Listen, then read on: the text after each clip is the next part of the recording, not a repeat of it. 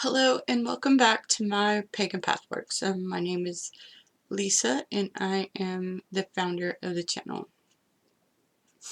So I have a lot to talk to you about today, and even though I'm not 100% fully recovered, I wanted to come on and talk to you about what happened because it was a very life-changing event, and it's likely going to change the content of the channel just a little bit.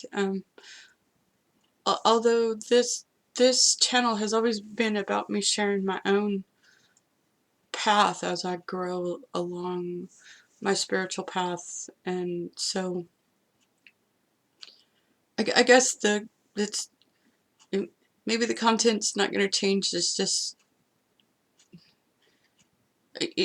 how I view the world has changed. So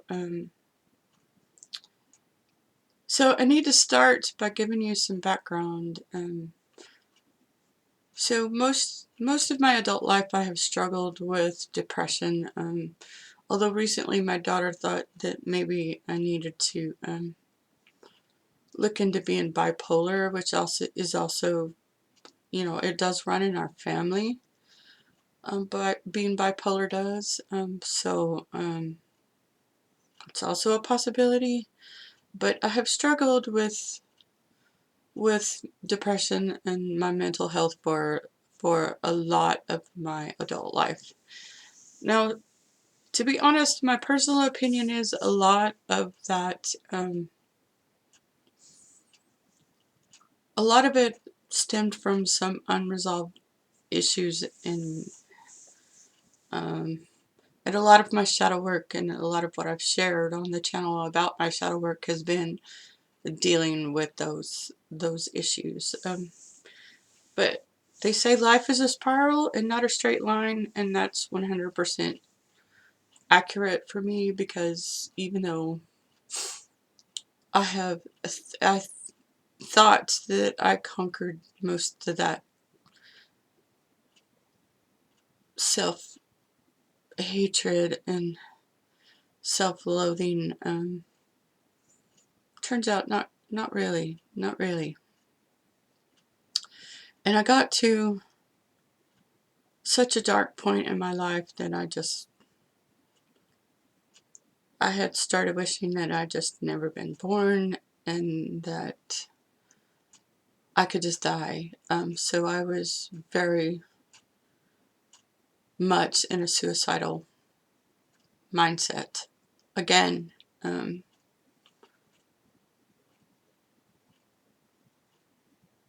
it's been a very dark couple months of my life, and in all due honesty, I and I'm at a loss for the word right now, but I kind of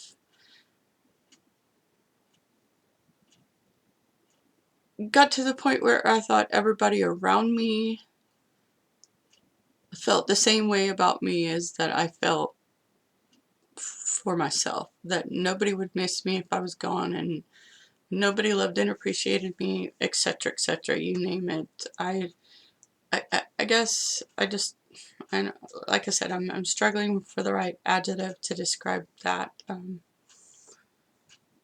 But it was just a really difficult time in my life, to say the least. I just didn't want to be alive anymore, and that just I hope to never go back there again, because it was very it was a very dark place. What happened to change my world is that the universe answered me, and what followed was such an eye-opening, profound experience that I will I will never wish for my own death ever again. On the 24th of April, I went to the emergency room with severe stomach pain. I was having fever. To be honest, I kind of thought I had COVID, which I didn't have COVID. So at the emergency room in our little hometown where I live, they did a CT scan, and they started an IV, and it got my nausea under control, and they stabilized me as much as they could. And then they came in and told me that I had a cyst on my pancreas and that I would need to see a specialist. And so they moved me to our downtown hospital where I could get care from a specialist. The other reason why they moved me downtown was so that they could rule out cancer. So when you're alone and somebody tells you you possibly have cancer of the pancreas, you tend to freak out. So that was the start of this ordeal that I went through. So I took my one and only, or my first and only, hopefully, ride downtown in an ambulance. Don't recommend it. It's not pleasant to ride in an ambulance. But once I got downtown to the hospital, they admitted me to the downtown hospital, and the ladies, their nurses on everybody that took care of me on the 6th floor was so amazing, and I appreciated their care so very much. I can't praise those ladies enough, and the gentlemen I had a couple male nurses that took care of me, and I just can't praise them enough. They did such an excellent job.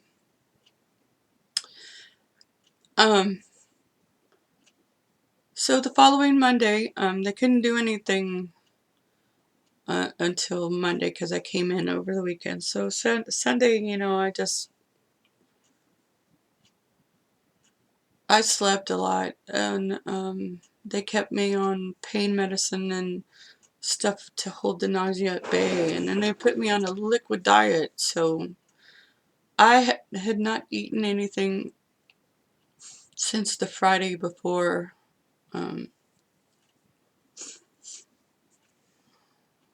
Yeah, the 23rd was the last real solid food that I ate. And they put me on a liquid diet in the hospital, and then I was in PO for a while, which means I couldn't have any food or drinks, because they were going to take me down and put me out and do a sonogram through endoscopy to see if they could see what this cyst looked like a little better, and do a needle biopsy and to help inform them. So when Monday came, I was pretty miserable because they were trying to feed me this liquid diet that tasted mostly like chemicals and not really like food. Very artificial stuff. But anyway, so I went and did the first time they took me down there. He did not do the needle biopsy. He just did the endoscopy, and so they had to send me down there twice to this, and put me out twice in one day. So I survived that. It was difficult, and they finally let me have water, which helped a lot. But they were still serving me this chemical laden liquid diet. At least that's the way it tasted to me, and I had no tolerance for it. So I had a continuous headache, and we think that the headache, well, first the headache was more or less because I couldn't eat anything and I had been without food for too long. But the other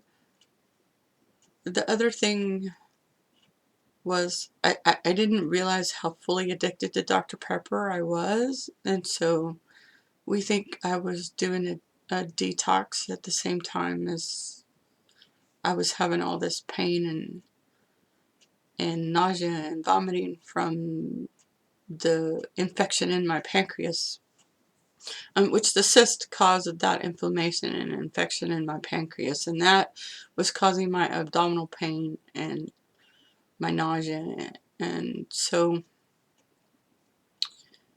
when the doctor came in on Tuesday, he told me that I had the kind of cyst. Well, actually, they thought I had a tumor, and not a cyst. They thought it was a tumor, and they were gonna take out my spleen and a third of my pancreas.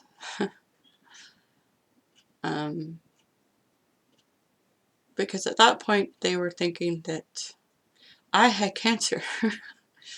So I had a tough conversation with my daughter.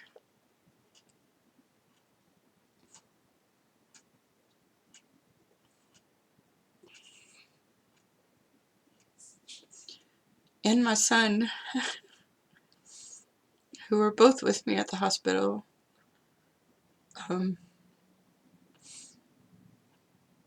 as to what I wanted to happen to me. Give me a minute. If things went south, yeah, at that point in time, I thought I was dying. I really did. It's like, you spend 2 months wishing for death. Here's the universe answering you. Oh my God, it was a scary moment in my life.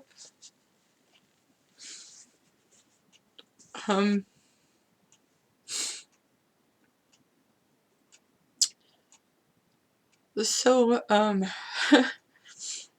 I couldn't do my surgery until Thursday. So I stayed there on the 6th floor until Thursday, and then they finally took me down to surgery. Against my better judgment, I did agree to the epidural, although in retrospect I wish I had not. I wish I had followed my instincts and said no. But however, at the time that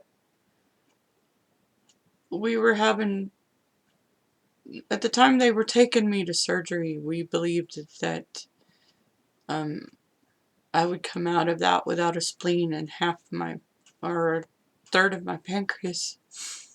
So it was, the pain level involved post-surgery for something like that is a lot deeper than what they actually had to do. And I trusted my surgeon, and he said that it would help with the pain.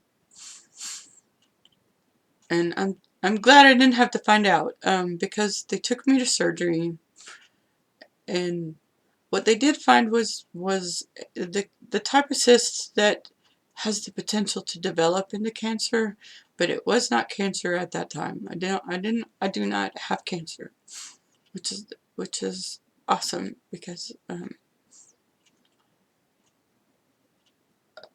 I feel like I've been given a second chance, but we'll get to that in a minute. But when I did wake up, I woke up with I was on oxygen. I had an NG tube down my nose to drain my stomach of the fluid. I had a central line in my neck. I had the catheter from the epidural taped to the front of my body. I had an ulterior line in my wrist to go along with my regular IV. And I looked terrible. I mean, I felt like I've been run over by a truck, really. Um, and because, and this was the hard, the really bad part about this experience was that because I had the type of epidural I had, I required closer monitoring. And so when I first came out of surgery, they sent me to ICU, and then they decided that I was doing okay and I didn't need to be in the ICU, so they sent me back to the 6th floor. And then the house supervisor said, no, she can't stay on the 6th floor because of the type of epidural she has. She has to have a closer monitoring. So they sent me to the heart floor. And I have to say, I mean, in ICU and on the heart floor, these nurses have, and these people that work on those floors have less patience, but they took care of me the worst. I should have been their priority, and it didn't matter if I wasn't deeply, most people in ICU, I guess, are unresponsive, or they're so sick that, they can't talk back or what have you. And then I wasn't a heart patient, and I understand that I wasn't a heart patient, but to me, the staff should have treated me no different, and they should have taken better care of me. And that's not what happened while I was on those two units. And so I was very happy when they finally took that epidural out of my back, and I finally got to go back to the 6th floor where they took the best care of me. So keep in mind that while all this is happening, they have me on a pretty much liquid diet. And even when they bumped it up after surgery to a soft diet, the things that they were bringing me to eat, I just couldn't eat it, or I couldn't drink it because it was broth. But it tasted, so it all tasted like chemicals. It was all artificially flavored puddings and pop ice and just stuff that I couldn't digest it. And so on the day I finally got released, my surgeon said, if you can eat, you can go home, or if you can tolerate food, you can go home. Or actually, he just said I could go home if I wanted to. So when they brought me my lunch, I did not deal well with Dr. Cheng removing the stomach drain. I forgot to mention that I had a stomach drain post surgery, and they took it out so I could go home. Or he did. And he took it out the day I went home, and I just didn't really react well to the stomach drain coming out. So I was really nauseous by the time they brought me my lunch. And even though it was stuff that I liked, I just couldn't eat it. And both my daughter and I were just really upset because I just couldn't eat the food. It was just, and we thought I was going to have to spend another day in the hospital because I just couldn't eat it. So when the nurse came in, she gave me the option. I could stay if I wanted to, or I could go home. And I said, I want to go home.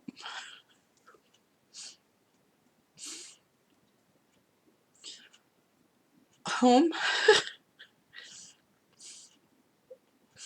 had never looked so good as when I finally made it home from that.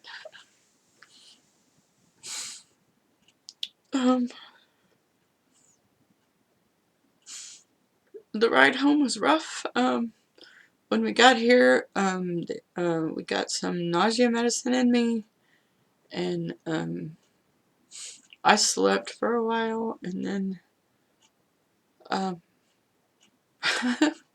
I finally ate some solid food for the first time in 8 days. I went without food for 8 days in a row. And I can tell you, it never felt so good in all of my life to eat something as as it did when I was finally able to eat food. And actually my daughter had made me some soup before she left, and I couldn't stomach the soup either. But the next morning I had Cheerios and bananas, and it was the best tasting stuff ever. Let me tell you, it was just amazing. um, how good those Cheerios and banana tasted. And being able to break that fast and not get sick, it was the most blessing I felt in a long time. And so that's what happened. I went through some major surgery. I have a 12-inch scar. When I came home, I had 15 staples. I just got those removed yesterday, which was awesome. And they came out really easy.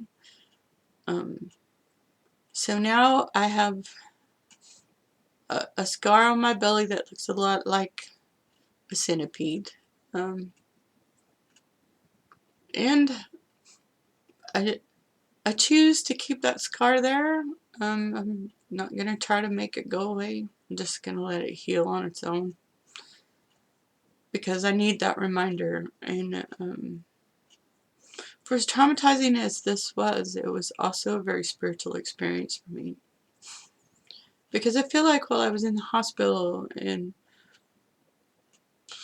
experiencing these things, I could hear in the background, in a subtle way,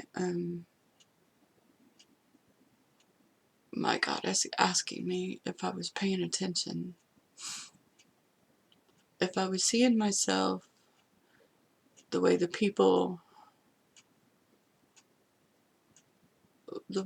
around me were seeing me. And for the first time in my life, I could answer that absolutely yes. What happened to me had a ripple effect throughout my family. And I have never felt so loved and supported and honored as I did going through this.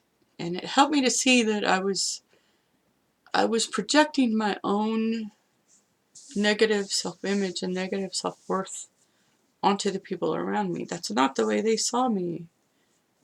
And seeing myself that way for the first time through another's eyes is very pivotal to me, because it was like I got this amazing gift from the universe to see how precious I am as a human being, as my life is precious, it's important. And I almost threw that away without ever understanding. And so now I feel like I've been given a second chance on life. That's not to say that it's going to be all lavender and roses going forward, because it's not. No life is ever completely easy. The difference being is I chose to live. I chose life. I chose to let them treat my illness, because in the end, I didn't really want to die. What I wanted was for my life to get better. And in going through this experience, I've learned that my life is already precious. It's already good. What was bad was my reaction to the stress of my life.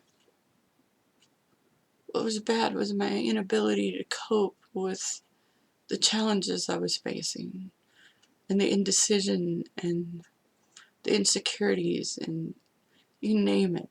I could not cope and could not function because I let myself get too far down to be able to deal with it.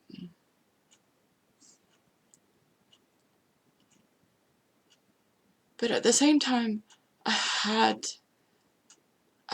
to go through that experience. It was the only way the universe could teach me how precious I am as a human being, so that going forward, no matter what the struggle is and no matter how bad it gets, I still think I'm precious. And I get the opportunity going forward to make better life decisions, to choose something different for myself than what I felt like I deserved in the past. Because the true road to recovery is that first step in understanding that no matter what else anybody else thinks, I have to love myself first, and I have to believe that I deserve happiness. And up until this point in my life, I didn't. I really didn't. It shows in all the decisions that I made and everything I've done up until this point. Does that mean I'm not going to make any mistakes anymore? No, everybody makes mistakes. Does it mean that I'm never going to get depressed again? Probably not. But what it means is I'm not ever going to let myself get to the point where I want to take my own life, because I know my life is precious. And there's a big difference in that.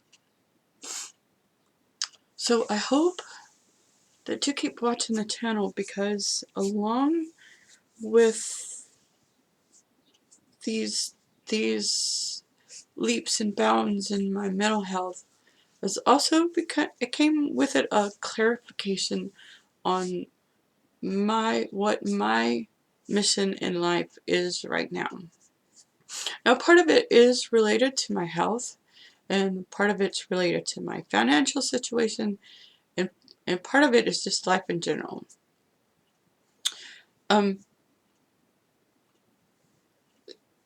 So I don't know. It's really hard for me to articulate sometimes. I need to learn how to live with a smaller carbon footprint. And because of my health, I now have to learn how to eat wholesome, whole foods, unprocessed, less chemicals, and to eat a very clean diet. And that's the only thing that's going to save me from developing cancer later on. I believe that. And so, as I believe that the current state of our food chain is full of overprocessed, high chemical, contaminated food.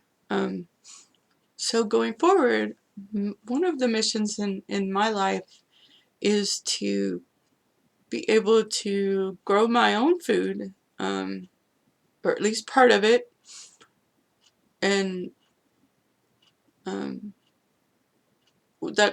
it's sustainable gardening. It's healthy, organic gardening that can give me the cleaner food that I need to be able to sustain my body and fight off any potential cancer-causing agents. So I'm going to continue to share my experiences with the garden, and share with you, because I believe part of the mission in my life is not only to learn for myself how to be more eco-friendly and how to develop products that are good for the earth and good for you as a human, and to share those things with you, and how to be eco-friendly, and to be able to walk that path, and then share that path with you, because that's part of my mission as a human, is to be able to share my experiences with you, and help you as I help myself. So there'll be more videos. It's a priority. But my health is, I'm still recovering. Like I said, I just got my staples removed yesterday. I can't do any heavy lifting until after middle of June, and so at that time I'll be more 100%. But um, I also feel compelled to do more work in the community where I live, and do community efforts to try to, because we have um,